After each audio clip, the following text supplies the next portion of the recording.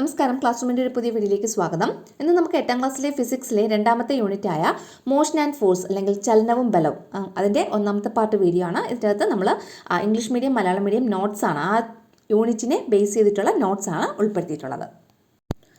ഇവിടെ കുറേ സിറ്റുവേഷൻസ് കൊടുത്തിട്ടുണ്ട്, കുറച്ചധികം സിറ്റുവേഷൻസ് കൊടുത്തിട്ടുണ്ട്. ഏതൊക്കെയാണ് ആ സിറ്റുവേഷൻസ്? ഒന്നാമത്തത് child on a moving giant wheel, കറങ്ങുന്ന ജയൻറ്റ് വീലിരിക്കുന്ന കുട്ടി. രണ്ടാമത്തത് പേഴ്സൺ റൈഡിങ് എ ഹോഴ്സ്, കുതിരയിൽ സവാരി ചെയ്യുന്ന ഒരാൾ.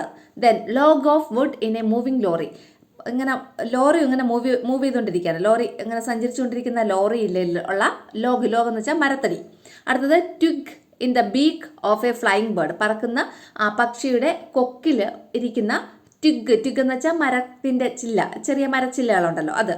അടുത്തത് earth in A solar system, solar സിസ്റ്റത്തിലെ എർത്ത്, സൗരയൂഥത്തിലെ എർത്ത്. പിന്നെ A book on A table, ഒരു ടേബിളിൻ്റെ പുറത്തിരിക്കുന്ന ബുക്ക്. ഇത്രയാണ് നമുക്ക് തന്നിട്ടുള്ള സിറ്റുവേഷൻസ്. ഇനി എന്താ question? Tabulate the situations that the object change their position relative to the surroundings and those do not. അതായത് ഈ മുകളിൽ തന്നിട്ടുള്ള സിറ്റുവേഷൻസ് ഇത് ഓരോന്നിനെയും ടാബ്ലേറ്റ് ചെയ്യണം, അതായത് പട്ടികപ്പെടുത്തണം. എങ്ങനെയാണ് പട്ടികപ്പെടുത്തേണ്ടത്? ഒബ്ജക്ട്സ് ചേഞ്ച് ദെയർ പൊസിഷൻ, ഈ തന്നിട്ടുള്ള വസ്തുക്കളുടെ പൊസിഷൻസ് ചേഞ്ച് ചെയ്യുന്നുണ്ടോ, ചേഞ്ച് ചെയ്യുന്നില്ലേ? റിലേറ്റീവ് ടു ദ സറൗണ്ടിങ്, ചുറ്റുപാടിനെ അപേക്ഷിച്ച്.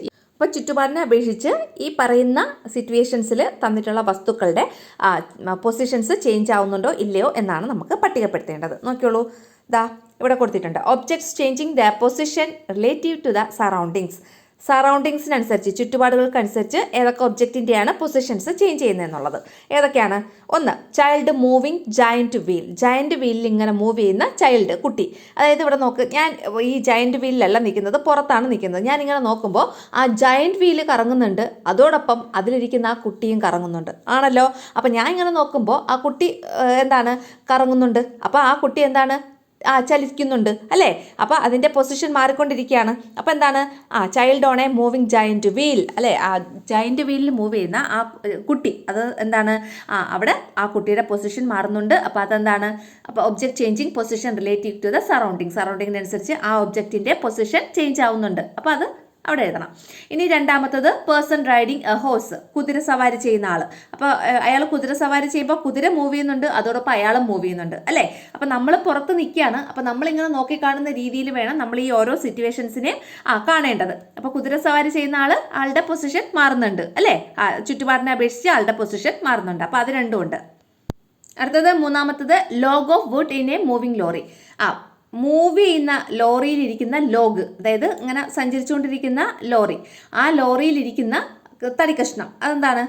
നമ്മൾ നോക്കുമ്പോൾ ലോറി സഞ്ചരിക്കുന്നുണ്ട്, അതിനോടൊപ്പം ആ തടിക്കഷ്ണവും സഞ്ചരിക്കുന്നുണ്ട്. അപ്പോൾ ലോറിയും തടിക്കഷ്ണവും അവിടെ സഞ്ചരിക്കുന്നുണ്ട്. അപ്പോൾ അതെന്താണ്, അവിടെ ആ ഒബ്ജക്റ്റ് അതിൻ്റെ പൊസിഷൻ ചേഞ്ച് ചെയ്യുന്നുണ്ട് റിലേറ്റീവ് ടു ദ സറൗണ്ടിങ്ങിനെ അപേക്ഷിച്ച് ആ ഒബ്ജക്റ്റിൻ്റെ പൊസിഷൻ ചേഞ്ച് ആവുന്നുണ്ട് അല്ലേ. ഇനി മൂന്നാമത്തെ twig in the beak of A flying bird, ഒരു ബേർഡ് ഫ്ലൈ ചെയ്യാണ്, അതിൻ്റെ കൊക്കെന്ന് വെച്ചാൽ അതിൻ്റെ ചുണ്ടിൽ എന്തുണ്ട്, ട്വിഗുണ്ട്, മരച്ചില്ല ഇരിപ്പുണ്ട്. അപ്പോൾ നമ്മൾ നോക്കുമ്പോൾ പക്ഷി പറക്കുന്നുണ്ട്, അതോടൊപ്പം ആ മരച്ചില്ലയും പറക്കുന്നുണ്ട് അല്ലേ. ആ മരച്ചില്ലയും ഇങ്ങനെ പൊസിഷൻ ചേഞ്ച് ആയിക്കൊണ്ടിരിക്കുകയാണ്. അപ്പോൾ നമുക്ക് എന്ത് പറയാം, ഈ ട്വിഗ് മൂവ് ചെയ്യുന്നുണ്ട് എന്ന് പറയാം അല്ലേ, അതിൻ്റെ പൊസിഷൻ ചേഞ്ച് ആവുന്നുണ്ട്. അപ്പോൾ ആ ട്വിഗ് എന്ന് പറയുന്ന ഒബ്ജക്റ്റിൻ്റെ പൊസിഷൻ ചേഞ്ച് ചെയ്യുന്നുണ്ട് റിലേറ്റീവ് ടു ദ സറൗണ്ടിങ്, ചുറ്റുപാടിനെ അപേക്ഷിച്ച് അതിൻ്റെ പൊസിഷൻ ചേഞ്ച് ആവുന്നുണ്ട്. അടുത്തത് earth in the solar system. അപ്പോൾ സോളാർ സിസ്റ്റത്തിൽ എർത്ത് ഇങ്ങനെ മൂവ് ചെയ്തുകൊണ്ടിരിക്കുകയല്ലേ. അപ്പം എർത്തിൻ്റെ സോളാർ സിസ്റ്റം എന്ന് പറയുമ്പോൾ അതും അവിടെ പൊസിഷൻ ചേഞ്ച് ആവുന്നുണ്ട്. ഇനി object not changing position relative to the surrounding, ചുറ്റുപാടിനെ അപേക്ഷിച്ച് ഈ എന്താണ് പൊസിഷൻ ചേഞ്ച് ആവാത്ത ഒരേ ഒരു സാധനമേ ഉള്ളൂ. ഏതാണ്? A book on A table. ഞാനിവിടെ നിൽക്കുകയാണ്, ഞാൻ ഇവിടെ നിൽക്കുമ്പോൾ ഒരു ടേബിളിൻ്റെ പുറത്ത് ഒരു ബുക്ക് ഇരിക്കുന്നുണ്ട്, അതിൻ്റെ പൊസിഷൻ ചേഞ്ച് ആവുന്നുണ്ടോ? ഇല്ല, ആ ബുക്ക് അവിടെ തന്നെ ഒരു സ്റ്റേറ്റ് ഓഫ് റെസ്റ്റിൽ അല്ലെ, ഒരു നിശ്ചലാവസ്ഥയിൽ ഇരിക്കുകയാണ്. അപ്പോൾ എന്താണ്, അവിടെ ചേഞ്ച് ആവുന്നില്ല, അതിൻ്റെ പൊസിഷൻ ചേഞ്ച് ആവുന്നില്ല. അപ്പം the book on A table ആണ് ആ പൊസിഷൻ ചേഞ്ച് ആവാത്ത ഇവിടുത്തെ ഒരേ ഒരു സാധനം എന്ന് പറയുന്നത്. മനസ്സിലായോ? മലയാളം മീഡിയംകാർക്കുള്ള അതേ കറങ്ങുന്ന ജയന്റ് വീലിലെ കുട്ടി, കുതിര സവാരി ചെയ്യുന്ന ആൾ, ഓടിക്കൊണ്ടിരിക്കുന്ന ലോറിയിലെ മരത്തടി, പറക്കുന്ന കിളിയുടെ കൊക്കിലെ മരച്ചില്ല, സൗരയൂഥത്തിലെ ഭൂമി, മേശപ്പുറത്തിരിക്കുന്ന ഒരു പുസ്തകം. ഈ പറയുന്ന സാഹചര്യത്തിൽ ചുറ്റുപാടിനെ അപേക്ഷിച്ച് സ്ഥാനം മാറുന്നവയും സ്ഥാനം മാറാത്തവയും എന്നിങ്ങനെ പട്ടികപ്പെടുത്തുക. ചുറ്റുപാടിനെ അപേക്ഷിച്ച് സ്ഥാനം മാറുന്നവ ഏതൊക്കെയാണ്? കറങ്ങുന്ന ജയന്റ് വീലിലെ കുട്ടി, കുതിരസവാരി ചെയ്യുന്ന ആള്, ഓടിക്കൊണ്ടിരിക്കുന്ന ലോറിയിലെ മരത്തടി, പറക്കുന്ന കിളിയുടെ കൊക്കിലെ മരച്ചില്ല, സൗരയൂഥത്തിലെ ഭൂമി. ഇതൊക്കെ എന്താണ്? ചുറ്റുപാടിനെ അപേക്ഷിച്ച് സ്ഥാനം മാറിക്കൊണ്ടിരിക്കുന്നു. ഇനി ചുറ്റുപാടിനെ അപേക്ഷിച്ച് സ്ഥാനം മാറാത്തവ ഏതാണ്? മേശപ്പുറത്തിരിക്കുന്ന ഒരു പുസ്തകം, അതിൻ്റെ സ്ഥാനം മാറുന്നില്ല. അപ്പോൾ ഈ സ്ഥാനം മാറുന്നവ എന്ന് പറയുമ്പോൾ നമ്മൾ ഈ പറയുന്ന ജയന്റ് വീലിൽ ഒരു കുട്ടി ഇരിക്കുകയാണ്. അപ്പോൾ നമ്മൾ പുറത്തുനിന്ന് നോക്കുമ്പോൾ ജയന്റ് വീല് കറങ്ങുന്നുണ്ട് അല്ലേ? കറങ്ങുന്ന ജയന്റ് വീലാണ്. അപ്പോൾ ജയന്റ് വീല് കറങ്ങുന്നുണ്ട്, അതോടൊപ്പം ആ കുട്ടിയും ഇങ്ങനെ കറങ്ങിക്കൊണ്ടിരിക്കുകയല്ലേ? അപ്പോൾ ആ കുട്ടിയുടെ സ്ഥാനം മാറിക്കൊണ്ടിരിക്കുകയാണ്. അപ്പോൾ അപ്പോൾ നമുക്ക് എന്ത് പറയാം? ചുറ്റുപാടിനെ അപേക്ഷിച്ച് സ്ഥാനം മാറുന്നുണ്ട്. ജയന്റ് വീലിൻ്റെ സ്ഥാനം മാറുന്നുണ്ട്, അതോടൊപ്പം ആ കുട്ടിയുടെ സ്ഥാനം മാറുന്നുണ്ട് അല്ലേ? അങ്ങനെ പറയാം. അതുപോലെ കുതിര സവാരി ചെയ്യുന്ന ആൾ, കുതിര ഇങ്ങനെ മൂവ് ചെയ്യുന്നുണ്ട്, അപ്പോൾ കുതിരയുടെ സ്ഥാനം മാറിക്കൊണ്ടിരിക്കുകയാണ്. അപ്പോൾ പുറത്തുനിന്ന് നമ്മളിങ്ങനെ നോക്കുമ്പോൾ ആ കുതിരയുടെ പുറത്തിരിക്കുന്ന ആളുടെയും സ്ഥാനം മാറിക്കൊണ്ടിരിക്കുകയാണ് അല്ലേ? അപ്പം നമുക്ക് എന്താ പറയാം? കുതിര സവാരി ചെയ്യുന്ന ആളുടെയും സ്ഥാനം മാറിക്കൊണ്ടിരിക്കുകയാണെന്ന് പറയാം. എന്തിന്? ചുറ്റുപാടിനെ അപേക്ഷിച്ച്. അപ്പോൾ അങ്ങനെയാണ് ബാക്കിയെല്ലാം നമ്മൾ എഴുതിയേക്കുന്നത്. ഇനി മേശപ്പുറത്തിരിക്കുന്ന പുസ്തകം എന്ന് പറയുമ്പോൾ അതിൻ്റെ സ്ഥാനം മാറുന്നുണ്ടോ? ഒരു പുസ്തകം മേശപ്പുറത്ത് വെച്ചിരുന്നത് അത് അവിടെ തന്നെ ഇരിക്കുകയാണ്, അതിൻ്റെ സ്ഥാനം ഒന്നും മാറുന്നില്ല. അപ്പം അത് ചുറ്റുപാടിനെ അപേക്ഷിച്ച് സ്ഥാനം മാറുന്നില്ല എന്നുള്ള ആ ഒരു ബോക്സിലാണ് എഴുതേണ്ടത്. അടുത്ത നമ്മുടെ ടെക്സ്റ്റിൽ ടേബിൾ 2.2 അതിൽ ആ ടേബിളാണ് ഇവിടെ ഈ തന്നിട്ടുള്ളത്. ഇതിൽ കറക്റ്റായിട്ട് നമുക്ക് ടിക്ക് മാർക്ക് കൊടുത്ത് എഴുതണം. സന്ദർഭം ഓരോന്ന് തന്നിട്ടുണ്ട്. അതിൽ എന്താണ് അടിസ്ഥാനമാക്കുന്ന വസ്തു നോക്കുക, അതനുസരിച്ച് അത് ചലനാവസ്ഥയിലാണോ നിശ്ചലാവസ്ഥയിലാണോ എന്ന് നമ്മൾ ടിക്ക് മാർക്ക് കൊടുത്ത് എഴുതണം. അപ്പോൾ നമുക്ക് ആ ഒരു ബോക്സ് നോക്കാം. അപ്പോൾ ഇതിൻ്റെ ആൻസർ ഒരു 16 മിനിറ്റോളം ഉണ്ട്. നിങ്ങൾക്ക് ഈ ആൻസർ അറിയാം, നിങ്ങൾക്ക് ഈ ഒരു പോർഷൻ വേണ്ടാന്നുണ്ടെങ്കിൽ ആ 16 മിനിറ്റ് കഴിഞ്ഞിട്ടുള്ള പോർഷൻസ് കണ്ടാൽ മതി. അവിടെ ബാക്കിയുള്ള നോട്ട്സ് അവൈലബിൾ ആണ് കേട്ടോ. ഈ ഒരു ബോക്സിൻ്റെ എക്സ്പ്ലനേഷൻ വേണ്ട എന്നുള്ളവർ. അപ്പോൾ ആ ഒരു ടേബിളിൻ്റെ ആൻസറാണ് ഇവിടെ തന്നിട്ടുള്ളത്. നോക്കിയോളൂ. ഒന്നാമത്തെ സന്ദർഭം ഏതാണ്? കറങ്ങുന്ന ജയന്റ് വീലിലെ കുട്ടി. കറങ്ങുന്ന ജയന്റ് വീലിലിരിക്കുന്ന ഒരു കുട്ടി. അവിടെ അടിസ്ഥാനമാക്കുന്ന വസ്തുക്കൾ 2 തന്നിട്ടുണ്ട്. ഏതൊക്കെ വസ്തുവിനെ അടിസ്ഥാനമാക്കിയാണ് ആ കുട്ടി ചലനാവസ്ഥയിലാണ് നിശ്ചലാവസ്ഥയിലാണെന്ന് നമ്മൾ പറയുന്നത്? അതാണ് ഇവിടെ കൊടുത്തിട്ടുള്ളത്. അപ്പോൾ അടിസ്ഥാനമാക്കുന്ന വസ്തു ഒന്നാമത്തത് തൊട്ടടുത്തിരിക്കുന്ന കുട്ടിയെ അപേക്ഷിച്ച്. അപ്പോൾ ജയന്റ് വീലുണ്ട്, അത് കറങ്ങിക്കൊണ്ടിരിക്കുന്നു, അതിൻ്റെ അകത്തൊരു കുട്ടിയിരിക്കുന്നു. അതിൻ്റെ തൊട്ടടുത്തിരിക്കുന്ന ആ കുട്ടിയെ അപേക്ഷിച്ച് ഈ കുട്ടി എന്താണ്? നിശ്ചലാവസ്ഥയിലാണോ ചലനാവസ്ഥയിലാണോ? തൊട്ടടുത്തിരിക്കുന്ന ആ കുട്ടിയെ അപേക്ഷിച്ച് ഈ കുട്ടി എന്താണ്? നിശ്ചലാവസ്ഥയിലാണ്. ഒരു ബസ്, ആ ബസ്സിൻ്റെ അകത്ത് പിന്നെ നിങ്ങളും നിങ്ങളുടെ ബ്രദർ അല്ലെങ്കിൽ സിസ്റ്ററും കൂടെ കയറി. 2 പേർക്കും അടുത്തടുത്ത് സീറ്റ് കിട്ടി. അപ്പോൾ ആ ബസ്സിൽ നമ്മളിങ്ങനെ പൊയ്ക്കൊണ്ടിരിക്കുകയാണ്. അപ്പോൾ ബ്രദർ നോക്കുമ്പോൾ നിങ്ങൾ ഒരിടത്ത് ഇരിക്കുകയല്ലേ അല്ലേ? നിങ്ങൾ മൂവ് ചെയ്യുന്നുണ്ടോ? ഇല്ലല്ലോ. നിങ്ങളെ തൊട്ടടുത്തിരിക്കുന്ന നിങ്ങളെ ബ്രദറോ സിസ്റ്ററോ അവരിങ്ങനെ നോക്കുമ്പോൾ നിങ്ങൾ ഒരിടത്തും മിണ്ടാതെ ഇരിക്കുകയാണ് അല്ലേ? നിങ്ങൾ മൂവ് ചെയ്യുന്നുണ്ടോ? ഇല്ല. എന്നാൽ ആ ബസ്സിന് പുറത്ത് നിങ്ങളുടെ അമ്മയോ അച്ഛനോ ആരെങ്കിലും നിൽക്കുകയാണ്. അപ്പോൾ അവർ നോക്കുമ്പോൾ നിങ്ങളും നിങ്ങളുടെ ബ്രദറും അല്ലെങ്കിൽ നിങ്ങളുടെ സിസ്റ്ററും ഇങ്ങനെ മൂവ് ചെയ്തുകൊണ്ടിരിക്കുകയാണ് അല്ലേ? ആ ബസ് പോകുന്നുണ്ട്, അപ്പം അതോടൊപ്പം നിങ്ങളും പോകുന്നുണ്ട്. അപ്പോൾ പുറത്ത് നിൽക്കുന്ന ഒരാൾ നോക്കുമ്പോൾ നിങ്ങൾ ചലിച്ചുകൊണ്ടിരിക്കുകയാണ് അല്ലെങ്കിൽ ചലനാവസ്ഥയിലാണ്. എന്നാൽ ബസ്സിൻ്റെ അകത്തുള്ള ഒരാളെ നോക്കുകയാണെങ്കിൽ നിങ്ങൾ നിശ്ചലാവസ്ഥയിലാണ് എന്ന് പറയാം. അപ്പോൾ ഇവിടെ തൊട്ടടുത്തിരിക്കുന്ന കുട്ടിയെ അപേക്ഷിച്ച് നിങ്ങൾ എന്താണ്? നിശ്ചലാവസ്ഥയിലാണ്. അപ്പോൾ നിശ്ചലാവസ്ഥ എന്ന് പറയുന്ന ആ കോളത്തിലാണ് ടിക്ക് മാർക്ക് കൊടുക്കേണ്ടത്. അടുത്തത് നോക്ക്. തറയിൽ നിൽക്കുന്ന ആൾ, തറയിൽ ഒരാൾ നിൽക്കുകയാണ്. അയാളിങ്ങനെ നോക്കുമ്പോൾ ജയന്റ് വീല് കറങ്ങുന്നുണ്ട്, അതോടൊപ്പം ഈ കുട്ടിയും കറങ്ങുന്നുണ്ട്. അപ്പോൾ ആ തറയിൽ നിൽക്കുന്ന ആൾ അപേക്ഷിച്ച് ഈ കുട്ടി എന്താണ്? മൂവ് ചെയ്തുകൊണ്ടിരിക്കുകയാണ്. അപ്പോൾ ആ കുട്ടി ചലനാവസ്ഥയിലാണ്. അപ്പോൾ ചലനാവസ്ഥയിലാണ് ടിക്ക് മാർക്ക് കൊടുക്കേണ്ടത്. അടുത്ത രണ്ടാമത്തത് കുതിര സവാരി ചെയ്യുന്ന ആൾ. കുതിര സവാരി ചെയ്യുന്ന ആളിന് എങ്ങനെയാണ്? കുതിരയെ അപേക്ഷിച്ച് എന്ന് പറയുമ്പോൾ കുതിര ഇങ്ങനെ മൂവ് ചെയ്തുകൊണ്ടിരിക്കുകയാണ്. അപ്പോൾ കുതിര ഇങ്ങനെ മൂവ് ചെയ്തുകൊണ്ടിരിക്കുന്നതിൻ്റെ ഇടയിൽ ഇങ്ങനെ തിരിഞ്ഞു നോക്കിയപ്പം ആ കുതിരയുടെ പുറത്ത് ഒരാളിരിക്കുന്നു. പക്ഷേ അയാൾ ഒരിടത്ത് മിണ്ടാതെ ഇരിക്കുകയല്ലേ? അപ്പോൾ കുതിരയെ അപേക്ഷിച്ച് നോക്കുകയാണെങ്കിൽ കുതിര സവാരി ചെയ്യുന്ന ആളെന്താണ്? നിശ്ചലാവസ്ഥയിലാണ്.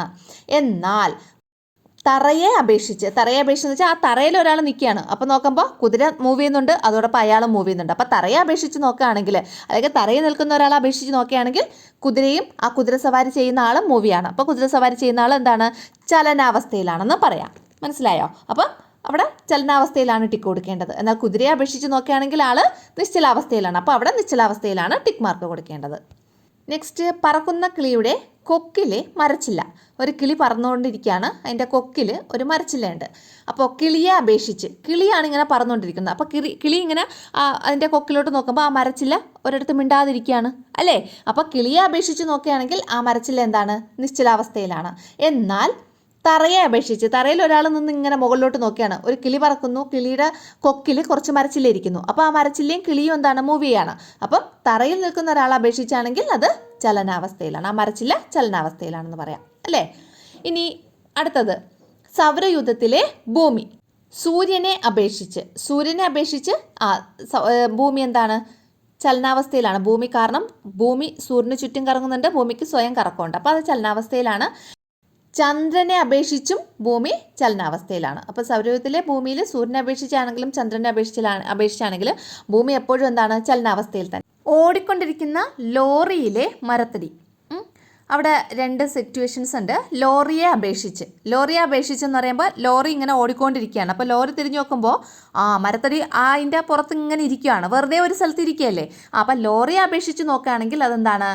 ഈ മരത്തടി നിശ്ചലാവസ്ഥയിലാണ്. എന്നാൽ ഇരുഭാഗത്തുമുള്ള മരങ്ങളെ അപേക്ഷിച്ച്, അതായത് ഇരുഭാഗത്തുള്ള മരങ്ങൾ ആ തറയിലല്ലേ നിൽക്കുന്നത്.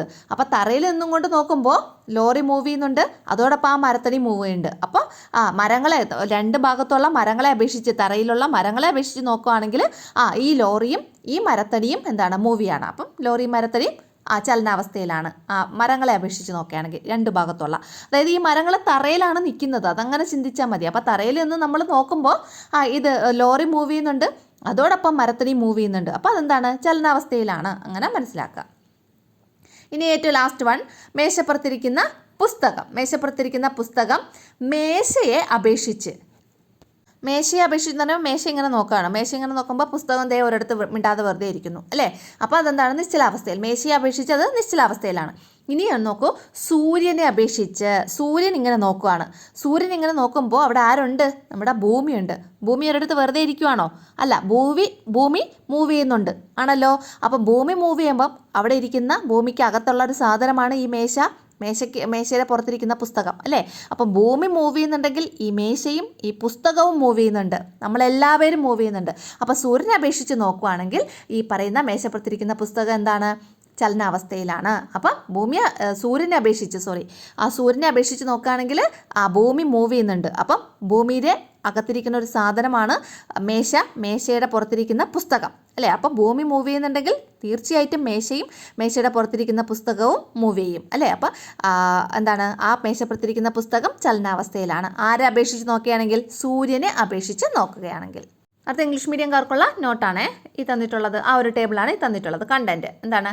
Child on a moving giant വീലിൽ മൂവ് ചെയ്യുന്ന ജയൻറ്റ് വീലിലിരിക്കുന്ന കുട്ടി. ദ റെഫറൻസ് ഒബ്ജക്റ്റ് ഏതൊക്കെയാണ്? ഒന്ന്, ചൈൽഡ് സിറ്റിംഗ് നിയർ ബൈ, അടുത്തിരിക്കുന്ന ഒരു കുട്ടി. അടുത്തത്, a person standing on the ഗ്രൗണ്ടിൽ നിൽക്കുന്ന ഒരു person. Child sitting nearby, അതായത് അടുത്തിരിക്കുന്ന ആ കുട്ടിയെ അപേക്ഷിച്ച് എന്താണ്? സ്റ്റേറ്റ് ഓഫ് റെസ്റ്റിലാണ് അല്ലേ. ഈ കുട്ടി സ്റ്റേറ്റ് ഓഫ് റെസ്റ്റിലാണ്. എന്നാൽ a person standing on the ഗ്രൗണ്ടിൽ നിൽക്കുന്ന ഒരാളിനെ അപേക്ഷിച്ച് എന്താണ്? ഈ സ്റ്റേറ്റ് ഓഫ് മോഷനിലാണ് അല്ലേ. ആ ജയൻറ്റ് വീല് കറങ്ങുന്നുണ്ട്, അതോടൊപ്പം ഈ കുട്ടിയും കറങ്ങുന്നുണ്ട്. അപ്പോൾ അതെന്താണ്? മോഷനിലാണെന്ന് പറയാം, ഗ്രൗണ്ടിൽ നിൽക്കുമ്പോൾ. അപ്പം നിങ്ങൾ ആലോചിക്കുക, നിങ്ങൾ ഗ്രൗണ്ടിലാണ് നിൽക്കുന്നത്. അപ്പോൾ ഈ ജയൻറ്റ് വീലിലോട്ട് നിങ്ങൾ നോക്കുമ്പോൾ ജയൻറ്റ് വീല് കറങ്ങുന്നുണ്ട്, അതോടൊപ്പം ഈ കുട്ടിയും കറങ്ങുന്നുണ്ട് അല്ലേ. അപ്പോൾ ആ കുട്ടി എന്താണ്? സ്റ്റേറ്റ് ഓഫ് മോഷനിലാണ്. അടുത്തത്, പേഴ്സൺ റൈഡിങ് എ ഹോഴ്സിനെ റൈഡ് ചെയ്യുന്ന ഒരു പേഴ്സൺ, കുതിര സവാരി ചെയ്യുന്ന ഒരു പേഴ്സൺ. അവിടെ റെഫറൻസ് ഒബ്ജക്റ്റ് ഏതൊക്കെയാണ്? The horse, the ground. അപ്പോൾ ഹോഴ്സിനെ അപേക്ഷിച്ച് നോക്കുകയാണെങ്കിൽ ആ കുതിര സവാരി ചെയ്യുമ്പോൾ ഹോഴ്സ് ഇങ്ങനെ തിരിഞ്ഞു നോക്കുകയാണ്, കുതിരയുടെ പുറത്ത് ഒരാളിരിക്കുന്നു അല്ലേ. അപ്പം കുതിര നോക്കുമ്പോൾ അയാൾ എന്താണ്?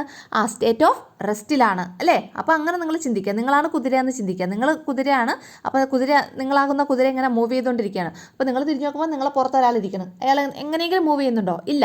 അപ്പോൾ എന്താണ്? അവർ സ്റ്റേറ്റ് ഓഫ് റെസ്റ്റിലാണ്. ആ കുതിരയുടെ പുറത്തിരിക്കുന്ന ആൾ സ്റ്റേറ്റ് ഓഫ് റെസ്റ്റിലാണ് എന്ന് പറയാം. ഇനി ആ പുറത്തിരിക്കുന്ന ഒരാൾ അല്ലേ, ആ ഗ്രൗണ്ടിൽ ഒരാൾ നിൽക്കുകയാണ്. അപ്പോൾ അയാൾ ഇങ്ങനെ നോക്കുമ്പോൾ കുതിര മൂവ് ചെയ്യുന്നുണ്ട്, അതോടൊപ്പം അതിൻ്റെ പുറത്തിരിക്കുന്ന ആൾ മൂവ് ചെയ്യുന്നുണ്ട്. അപ്പോൾ ആൾ എന്താണ്? സ്റ്റേറ്റ് ഓഫ് മോഷനിലാണെന്ന് പറയാം. അപ്പോൾ ഗ്രൗണ്ടിൽ നിൽക്കുന്ന ആളുടെ അവിടെ സ്റ്റേറ്റ് ഓഫ് മോഷൻ എന്ന് പറയുന്ന ആ ഒരു കോളത്തിൽ ടിക്ക് ചെയ്ത് കൊടുക്കുക. ഇനി ട്വിക്ക് in the beak of A flying bird, ഒരു ബേർഡ് ഫ്ലൈ ചെയ്യാണ്. അതിൻ്റെ ബീക്ക് എന്ന് വെച്ചാൽ അതിൻ്റെ കൊക്കിൽ ഒരു ടിഗ് എന്ന് വെച്ചാൽ മരക്കഷ്ണം എന്ന് പറയില്ല, മരച്ചില്ല, ചെറിയൊരു ചില്ല, മരത്തിൻ്റെ ചില്ല ഇരിക്കുകയാണ്. അപ്പോൾ അവിടെ നമുക്ക് റെഫറൻസ് ഒബ്ജക്റ്റ് ഏതൊക്കെയാണ്? The bird, A person standing on the ground, ആ പക്ഷി, പിന്നെ ഗ്രൗണ്ടിൽ നിൽക്കുന്ന ഒരു വ്യക്തി. ഇങ്ങനെ രണ്ട് റെഫറൻസ് ഒബ്ജക്റ്റാണ് എടുത്തിട്ടുള്ളത്. ബേർഡിനെ അപേക്ഷിച്ച് നോക്കുകയാണെങ്കിൽ ആ ട്വിഗ് മൂവ് ചെയ്യുന്നുണ്ടോ ഇല്ലയോ? നിങ്ങളാണ് ബേർഡെന്ന് വെച്ചോ. അപ്പോൾ നിങ്ങളെ ചുണ്ടിലൊരു മരച്ചില്ല ഇരിക്കുകയാണ്. അപ്പോൾ നിങ്ങൾ നോക്കുമ്പോൾ ആ ബേർഡാകുന്ന നിങ്ങളിങ്ങനെ നോക്കുവാണ്. അപ്പോൾ ആ ചില്ല മൂവ് ചെയ്യുന്നുണ്ടോ? നിങ്ങളല്ലേ മൂവ് ചെയ്യുന്നത്. മരച്ചില്ല അവിടെ ഇങ്ങനെ വെറുതെ മിണ്ടാതിരിക്കുമല്ലേ അല്ലേ? അപ്പോൾ എന്താണ്, ആ മരച്ചില്ല നിങ്ങളാകുന്ന ബേർഡിനെ അപേക്ഷിച്ച് നോക്കുകയാണെങ്കിൽ ആ മരച്ചില്ല റെസ്റ്റിംഗ് മോഡിലാണ്, അല്ലെങ്കിൽ സ്റ്റേറ്റ് ഓഫ് റെസ്റ്റിലാണെന്ന് പറയാം. ഇനി പുറത്ത് ഗ്രൗണ്ടിൽ ഒരാൾ നിൽക്കുകയാണ്, ഒരാളിങ്ങനെ നിൽക്കുമ്പോൾ നോക്കുകയാണ്. അപ്പോൾ ആ ബേർഡ് ഫ്ലൈ ചെയ്യുന്നുണ്ട്, അതോടൊപ്പം അതിൻ്റെ ചുണ്ടിലിരിക്കുന്ന ആ മരച്ചില്ലയും ഫ്ലൈ ചെയ്യുന്നുണ്ട് അല്ലേ? അതിൻ്റെ പൊസിഷൻ ഇങ്ങനെ മാറിക്കൊണ്ടിരിക്കുകയാണ്. അപ്പോൾ മറ്റേ ഇവിടെ, അതായത് ഗ്രൗണ്ടിൽ നിൽക്കുന്ന ഒരാളിങ്ങനെ നോക്കുമ്പോൾ ആ ട്വിഗ് അല്ലെങ്കിൽ ആ മരച്ചില്ല എന്ന് പറയുന്നത് മൂവ് ചെയ്യുന്നുണ്ട്. അപ്പോൾ എന്താണ്, state of motion.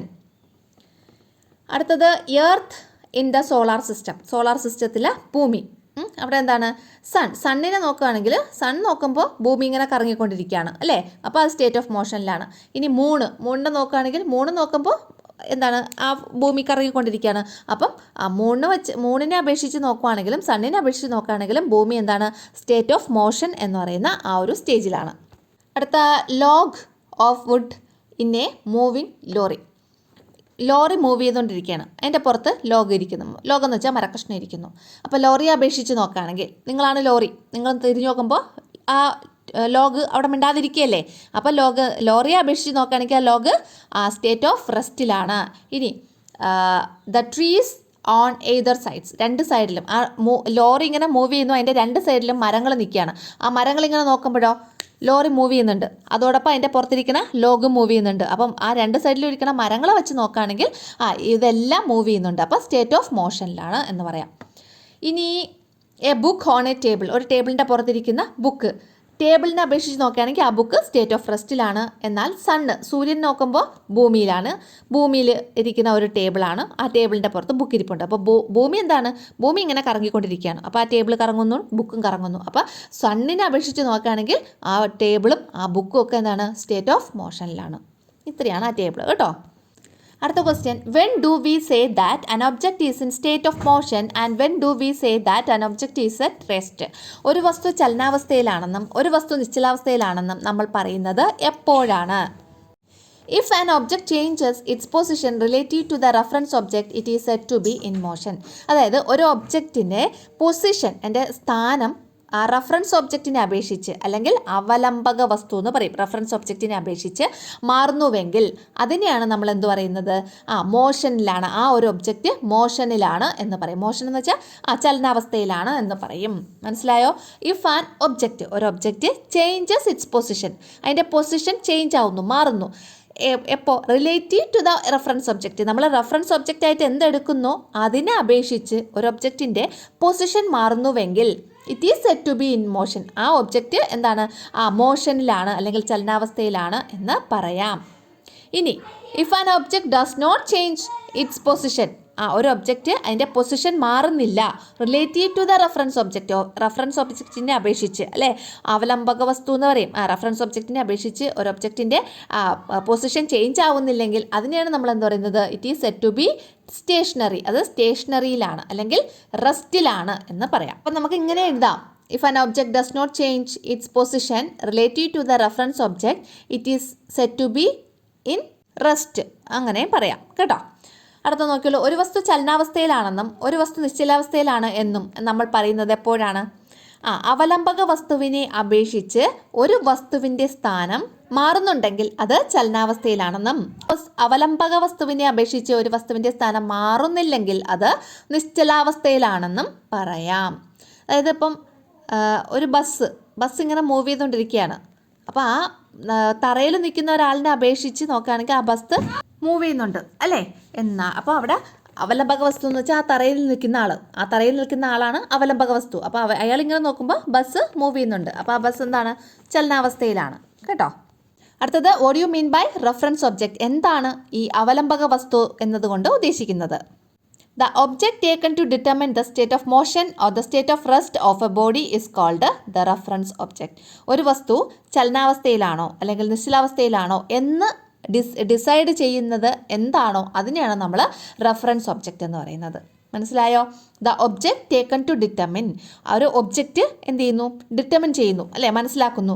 The state of motion or the state of rest, ആ ഒരു ബോഡി സ്റ്റേറ്റ് ഓഫ് റെസ്റ്റിലാണോ അല്ലെങ്കിൽ സ്റ്റേറ്റ് ഓഫ് മോഷനിലാണോ എന്ന് മനസ്സിലാക്കാൻ സഹായിക്കുന്ന ഒബ്ജക്റ്റ് എന്താണോ അതിനെയാണ് നമ്മൾ എന്ത് പറയുന്നത്, റഫറൻസ് ഒബ്ജക്റ്റ് എന്ന് പറയുന്നത്.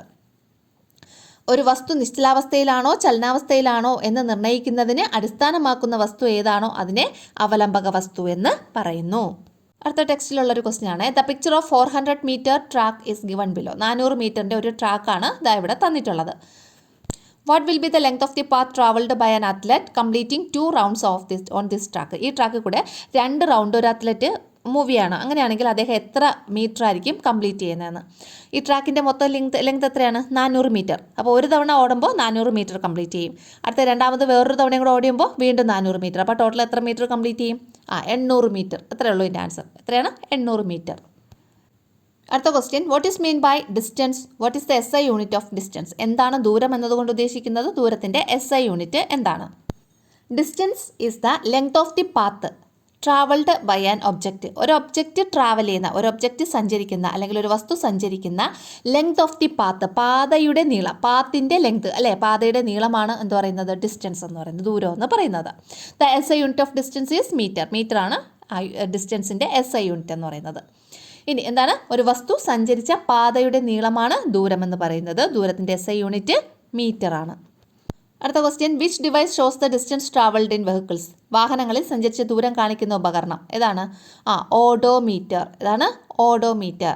An odometer records distance in kilometre. ഓഡോമീറ്ററിൽ ഡിസ്റ്റൻസ് കിലോമീറ്റർ എന്ന് പറയുന്ന ആ ഒരു യൂണിറ്റിലാണ് കാണിക്കുന്നത്. ഓഡോമീറ്ററിൽ സഞ്ചരിക്കുന്ന ദൂരം കിലോമീറ്ററിലാണ് രേഖപ്പെടുത്തുന്നത്. അടുത്തത്, what is speed? What is the SI unit of speed?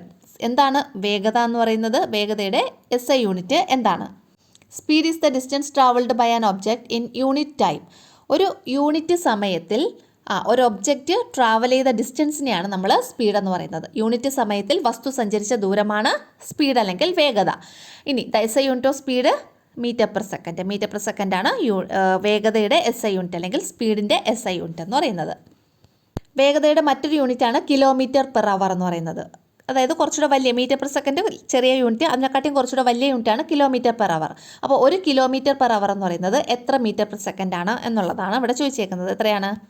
5/18 metre per second. 5/18 metre per second.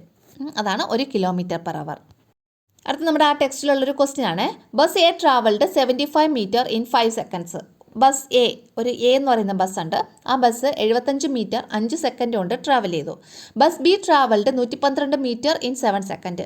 B എന്ന് പറയുന്ന ആ ബസ് 112 മീറ്റർ ട്രാവൽ ചെയ്തു 7 സെക്കൻഡ് കൊണ്ട്.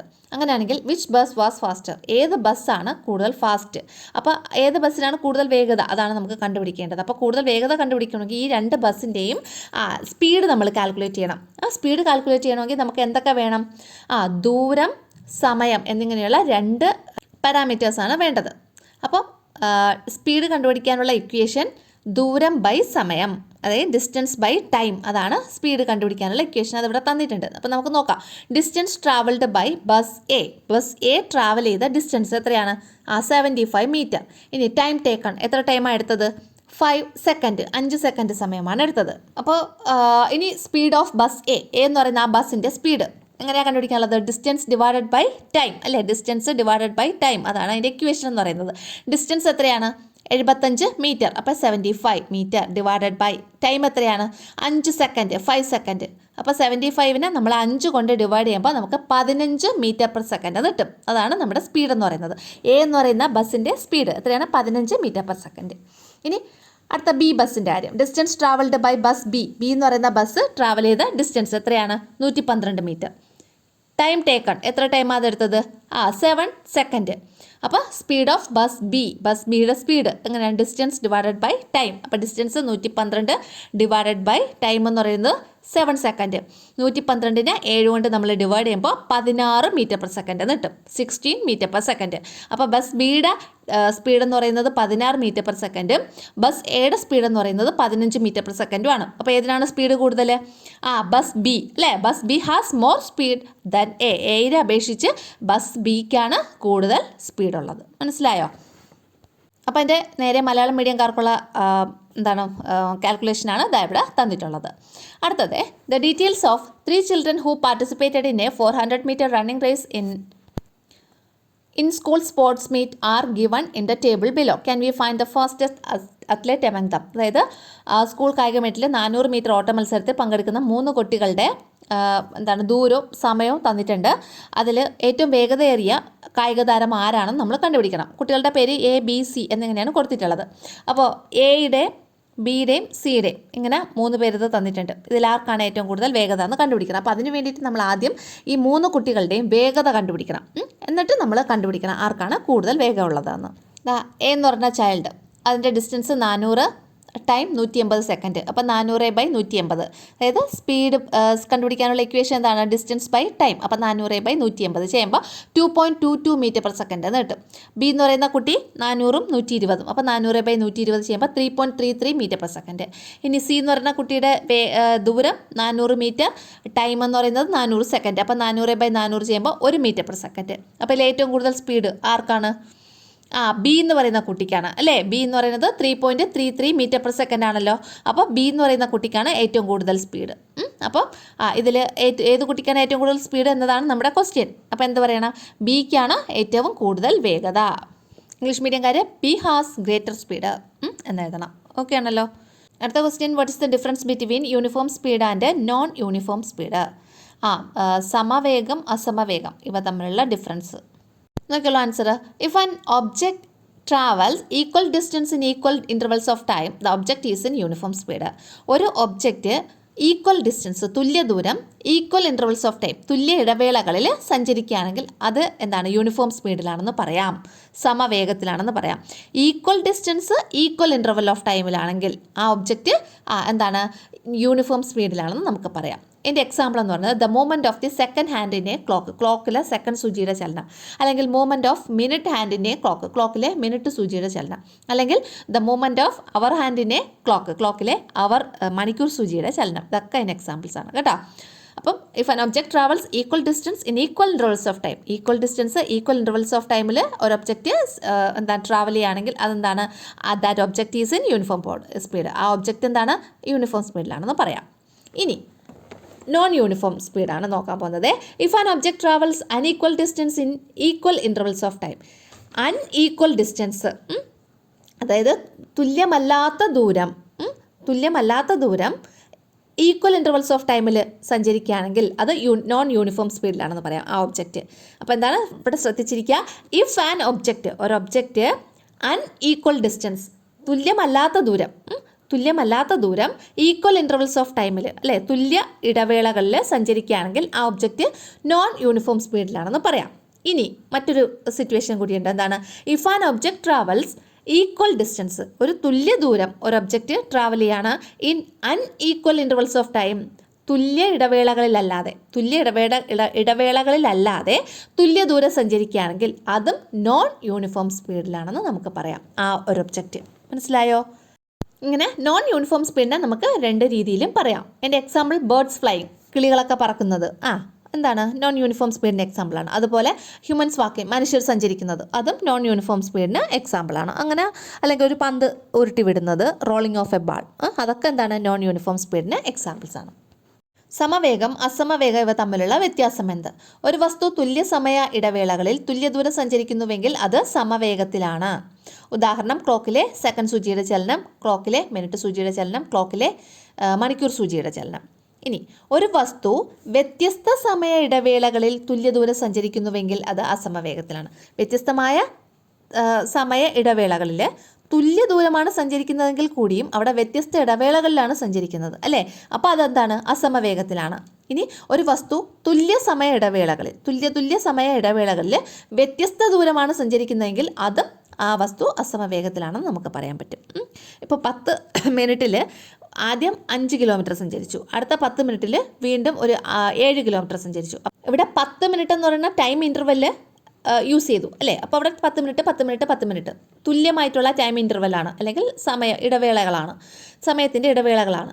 പക്ഷേ ഇവിടെ സഞ്ചരിച്ച ദൂരം ആദ്യം 5 കിലോമീറ്റർ, പിന്നെ 6 കിലോമീറ്റർ, പിന്നെ 10 കിലോമീറ്റർ. അപ്പോൾ അവിടെ സഞ്ചരിച്ച ദൂരം വ്യത്യാസപ്പെടുന്നുണ്ട്. ഇടവേള കറക്റ്റാണ്, ടൈം ഇൻ്റർവെൽ കറക്റ്റ് ആണെങ്കിലും സഞ്ചരിച്ച ദൂരം വ്യത്യാസപ്പെടുന്നുണ്ട് അല്ലേ. അപ്പോൾ ഇങ്ങനെയുള്ള സന്ദർഭത്തിൽ ആ വസ്തു എന്താണ്, അസമവേഗത്തിലാണെന്ന് നമുക്ക് പറയാൻ കഴിയും. അതിന് എക്സാമ്പിൾ എന്താണ്, പക്ഷികൾ പറക്കുന്നത്, മനുഷ്യർ നടക്കുന്നത്, ഇതൊക്കെ എന്താണ്, ഇതിന് എക്സാമ്പിളാണ്. അപ്പോൾ വ്യത്യസ്ത സമയ ഇടവേളകളിൽ തുല്യ ദൂരം സഞ്ചരിക്കുന്നുവെങ്കിലും തുല്യ സമയ ഇടവേളകളിൽ വ്യത്യസ്ത ദൂരം സഞ്ചരിക്കുന്നുവെങ്കിലും ആ വസ്തു അസമവേഗത്തിലാണ് എന്ന് നമുക്ക് പറയാൻ കഴിയും. അടുത്ത ഡിഫൈൻ ഫോഴ്സ്. ഫോഴ്സിൻ്റെ ഡെഫിനിഷനാണ്, force is that which changes or tends to change the shape, size, direction or state of rest or state of motion of a body. ഒരു ബോഡി അല്ലെങ്കിൽ ഒരു വസ്തുവിൻ്റെ എന്താണ് ഷേപ്പ് എന്ന് വെച്ചാൽ അതിൻ്റെ ആകൃതി, സൈസ് അതിൻ്റെ വലിപ്പം, ഡയറക്ഷൻ അതിൻ്റെ ദിശ, അല്ലെങ്കിൽ അതിൻ്റെ നിശ്ചലാവസ്ഥ, അല്ലെങ്കിൽ സ്റ്റേറ്റ് ഓഫ് മോഷൻ അതിൻ്റെ ചലനാവസ്ഥ, ഇതിലൊക്കെ ചേഞ്ച് വരുത്തുകയോ ചേഞ്ച് വരുത്താൻ ശ്രമിക്കുകയോ നമ്മൾ ചെയ്യുകയാണെങ്കിൽ അതിനെയാണ് നമ്മൾ എന്ത് പറയുന്നത്, ഫോഴ്സ് എന്ന് പറയുന്നത്. അപ്പം എന്താണ് force is that which changes. Force എന്ന് പറഞ്ഞാൽ എന്താണ്, അത് ചേഞ്ച് ചെയ്യുന്നു, അല്ലെങ്കിൽ ഓർ ടെൻസ് ടു ചേഞ്ച്, അല്ലെങ്കിൽ ചേഞ്ച് ചെയ്യാൻ ശ്രമിക്കുന്നു, അല്ലേ, അല്ലെങ്കിൽ ചേഞ്ച് ചെയ്യാനുള്ള ഒരു പ്രവണത ഉളവാക്കുന്നു. ഏതിൻ്റെയൊക്കെയാണ് ചേഞ്ച് ചെയ്യാനുള്ള പ്രവണത ഉളവാക്കുന്നത്, the shape, size, direction. Shape അല്ലേ, ആകൃതി, സൈസ്, വലിപ്പം, പിന്നെ ഡയറക്ഷൻ എന്ന് വെച്ചാൽ എൻ്റെ ദിശ, അല്ലെങ്കിൽ state of rest or state of motion, നിശ്ചലാവസ്ഥ അല്ലെങ്കിൽ എന്താണ് ചലനാവസ്ഥ. ഇതിലൊക്കെ ഓഫ് എ ബോഡി, ഒരു വസ്തുവിൻ്റെ ഇത്രയും കാര്യങ്ങളിൽ ചേഞ്ച് വരുത്തുകയോ ചേഞ്ച് വരുത്താൻ ശ്രമിക്കുകയോ ചെയ്യുന്ന ആ ഒരു എന്താണോ അതിനെയാണ് നമ്മൾ എന്ത് പറയുന്നത്, ചേഞ്ച് വരുത്താൻ ശ്രമിക്കുകയോ ചെയ്യുന്നത് എന്താണോ അതിനെയാണ് നമ്മൾ ഫോഴ്സ് അല്ലെങ്കിൽ ബലം എന്ന് പറയുന്നത്. എന്താണ് ബലം? ഒരു വസ്തുവിൻ്റെ ആകൃതി, വലിപ്പം, ദിശ, വിശ്രമാവസ്ഥ, ചലനാവസ്ഥ, ഏതൊക്കെയാണ്? ഒരു വസ്തുവിൻ്റെ ആകൃതി, വലിപ്പം, ദിശ, വിശ്രമാവസ്ഥ, ചലനാവസ്ഥ എന്നിവയിൽ മാറ്റം വരുത്തുകയോ മാറ്റാൻ പ്രവണത കാണിക്കുന്നതോ ആയതെന്താണോ അതിനെയാണ് ബലം എന്ന് പറയുന്നത്. കേട്ടോ. അടുത്തത്, what is the difference between contact force and non contact force? എന്താണ് സമ്പർക്ക ബലം, എന്താണ് സമ്പർക്കരഹിത ബലം, അല്ലെങ്കിൽ ഇവ തമ്മിലുള്ള വ്യത്യാസം? The force experienced when objects come into contact with each other is called a contact force. അതായത് വസ്തുക്കൾ പരസ്പരം കോണ്ടാക്റ്റിൽ വരുമ്പോൾ അല്ലെങ്കിൽ സമ്പർക്കത്തിൽ വരുമ്പോൾ അനുഭവപ്പെടുന്ന ബലം എന്താണോ, എക്സ്പീരിയൻസ് ചെയ്യുന്ന ബലം എന്താണോ, ഫോഴ്സ് എന്താണോ അതിനെയാണ് നമ്മൾ എന്ത് പറയുന്നത്, കോണ്ടാക്ട് ഫോഴ്സ് എന്ന് പറയുന്നത്.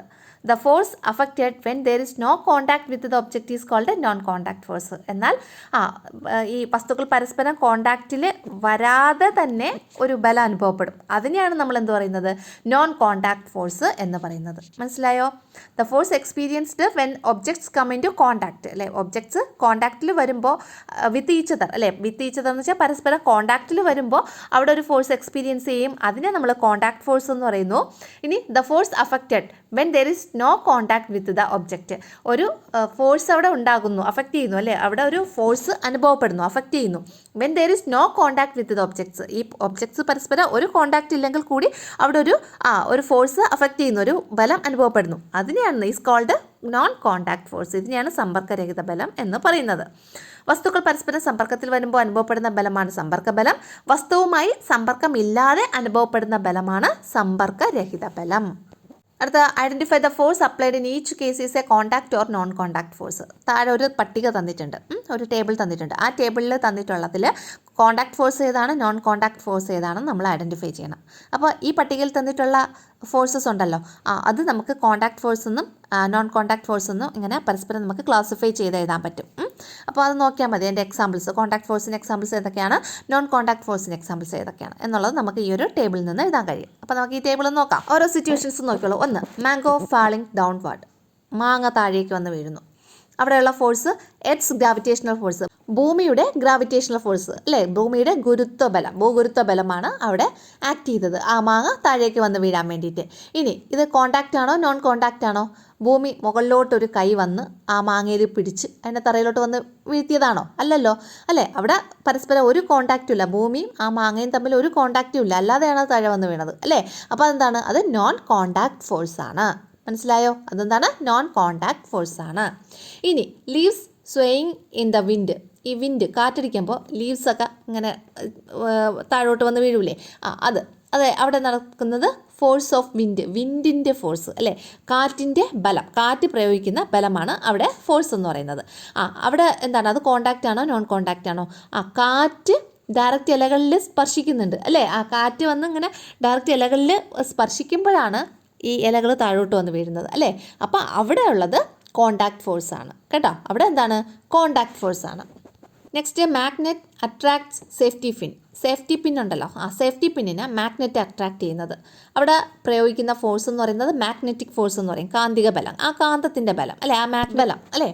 അപ്പോൾ അവിടെ ഈ മാഗ്നറ്റും ഈ സേഫ്റ്റി പിന്നും തമ്മിൽ പരസ്പരം അടുത്തോട്ട് ചെന്നാൽ മതി, ആ മാഗ്നറ്റിൻ്റെ അടുത്തോട്ട് സേഫ്റ്റി പിൻ ഓടി വരും അല്ലേ. അപ്പോൾ അവിടെ എന്താണ്, അവ തമ്മിൽ കോൺടാക്ട് ചെയ്യേണ്ട ആവശ്യമില്ല, അല്ലാതെ തന്നെ ഈ സേഫ്റ്റി പിൻ മാഗ്നറ്റിൻ്റെ അടുത്തോട്ട് ഓടി വരും അല്ലേ. അപ്പോൾ അതെന്താണ്, അതൊരു നോൺ കോൺടാക്ട് ഫോഴ്സിന് എക്സാമ്പിളാണ്. അപ്പോൾ മാഗ്നറ്റിക് ഫോഴ്സ് എന്ന് പറയുന്നത് നോൺ കോൺടാക്ട് ഫോഴ്സിന് എക്സാമ്പിളാണ്.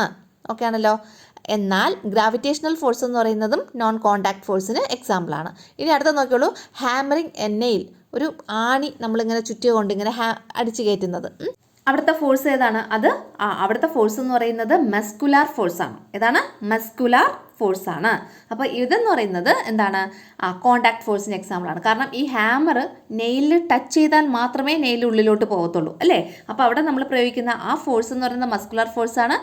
അത് ഏത് ടൈപ്പ് ഫോഴ്സാണ്? കോണ്ടാക്ട് ഫോഴ്സാണോ നോൺ കോണ്ടാക്ട് ഫോഴ്സാണോ? അത് കോണ്ടാക്ട് ഫോഴ്സിന് എക്സാമ്പിളാണ്. അടുത്തത് സ്വിമ്മിങ്, നമ്മൾ നീന്തുന്നത്. അവിടെ അപ്ലൈ ചെയ്യുന്ന ഫോഴ്സ് എന്ന് പറഞ്ഞാൽ ഫോഴ്സ് ഓഫ് വാട്ടറാണ് അവിടെ ഫോഴ്സ് അപ്ലൈ ചെയ്യുന്നത്. അതെന്ന് പറയുന്നത് വാട്ടറും നമ്മളുമായിട്ടൊരു കോൺടാക്റ്റ് ഉണ്ട് അല്ലേ, നീന്തുന്ന ആളുമായിട്ട് കോൺടാക്റ്റ് ഉണ്ട്. അപ്പോൾ അതെന്താണ്, കോൺടാക്ട് ഫോഴ്സിന് എക്സാമ്പിളാണ്.